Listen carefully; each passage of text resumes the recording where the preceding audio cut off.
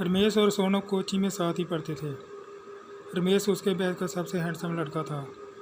लड़कियां उसके लिए दीवानी रहती थी, पर सोनम ने कभी इस ओर ध्यान नहीं दिया। वो बस अपने काम से काम रखती थी। लेकिन एक दिन सोनम शाकड़ हो गई। उसने देखा कि रमेश की नज़रें उस पर टिकी हुई है।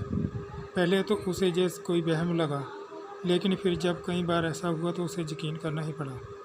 शुरू शुरू में उसे ये सब अजीब सा लगा, लेकिन फिर धीरे धीरे उसे अच्छा लगने लगा। उस दिन से सोनम की ज़िंदगी बदल गई। वह अपने आप पर पहले से ज़्यादा ध्यान देने लगी, हमेशा सच संभर रहने लगी।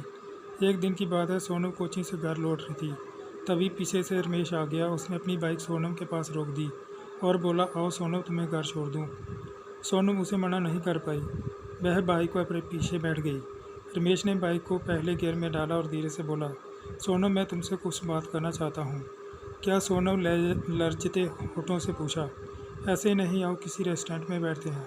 सोनम की सहमति पाकर रमेश उसे पास के रेस्टोरेंट में ले गया। वहाँ उसने सोनम से अपने प्यार का इजहार किया। सोनम मन ही मन रमेश को चाहने लगी थी। वह उसे मना नहीं कर सकी और इस तरह दोनों के प्यार की पटरी पर तेज़ी से दौड़ने लगी। लेकिन थोड़े ही दिन बीते थे कि रमेश अचानक गायब हो गया। उसने न सिर्फ कोचिंग आना बंद कर दिया, बल्कि सोनम का फ़ोन उठाना भी बंद कर दिया। सोनम उसके व्यवहार से सन्न रह गई। उसने रमेश को सैकड़ों व्हाट्सएप किए, 50 कॉल की, पर ना तो रमेश वापस लौटा और ना ही उसने व्हाट्सएप और कॉल का जवाब दिया। सोनम एकदम पागल सी हो गई। उसका मन ना पढ़ाई में लगता, उसका नींद चैन सब खो गया। वो ना तो सो पाती और ना ही चैन से रह पाती।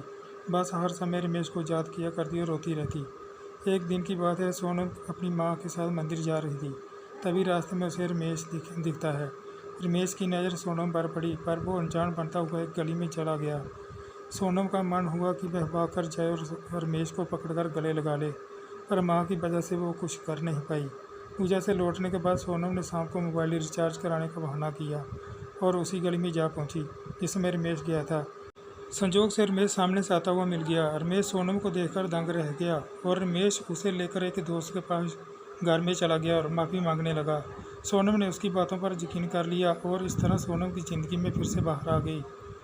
लेकिन अभी ज़्यादा दिन नहीं बीते थे कि रमेश फिर गायब हो गया। इस बार उसका फ़ोन स्विच ऑफ था और उसके माँ बाप भी मंदिर के पास वाला मकान खाली करके जा चुके थे। ये सब देखकर सोनम बुरी तरह से टूट जाती है। उसने सबसे मिलना जुलना बंद कर दिया और दिन भर अकेली पड़ी पड़ी रोती रहती। मुझसे सोनम की हालत देखी नहीं गई। मैंने रमेश को ढूंढने का निश्चय किया। मैंने काफ़ी दौड़ भाग की और आखिर मुझे कामयाबी मिली। पर रमेश के बारे में जो कुछ पता चला उसे सुनकर मैं हैरान रह गया। दरअसल रमेश किसी अपराधी गिरोह से जुड़ा हुआ था और उसने सोनम को जानबूझकर अंधेरे में रखा हुआ था। मुझे ये भी पता चला कि सोनम की तरह ही रमेश के कई लड़कियों से संबंध थे और वो उन्हें सिर्फ टाइम पास का जरिया मानता था। मैंने कई बार सोचा कि सोनम को ये बात बता दूं, पर हर बार एक अनजाने डर ने मुझे रोक लिया। क्या पता इस सच को सोनम बर्दाश्त ना कर पाए और कोई ऐसा कदम ना उठा ले जिससे मुझे ज़िंदगी भर पछताना पड़े।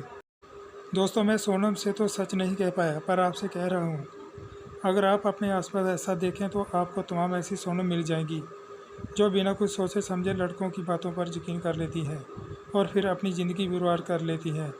अगर आपके साथ भी ऐसा हो रहा हो, तो कोई लड़का आपसे अपने प्यार का इजहार कर रहा है तो यूँ ही उसकी बातों में ना बहक जाएं। पहले उसके बारे में पता कर लें, उसकी सामाजिक स्थिति और बैकग्राउंड पता कर लें, वरना कहीं ऐसा ना हो जाए कि एक दिन आप भी खुद को सोनम की तरह आपके साथ भी ऐसा ना हो जाए। तब शायद आप अपने आप को माफ़ भी ना कर पाएँ। दोस्तों, ये थी सोनम की कहानी अच्छी लगी हो तो अपने दोस्तों को शेयर करें ताकि किसी दूसरी सोनम की ज़िंदगी बिखरने से बच सके। दोस्तों, ये थी कहानी heart touching shared love story. दोस्तों, कहानी अच्छी लगी हो तो कमेंट बॉक्स में कमेंट करें, वीडियो को एक लाइक करें, चैनल को सब्सक्राइब जरूर करें। कहानी लिखने में कोई गलती हो या कुछ गलत लिख दिया हो तो अपना भाई दोस्त का माफ़ करना जी। मिलते हैं दूसरी कहानी वीडियो के साथ, तब तक के लिए खुश रहिए और अपना ध्यान रखिए।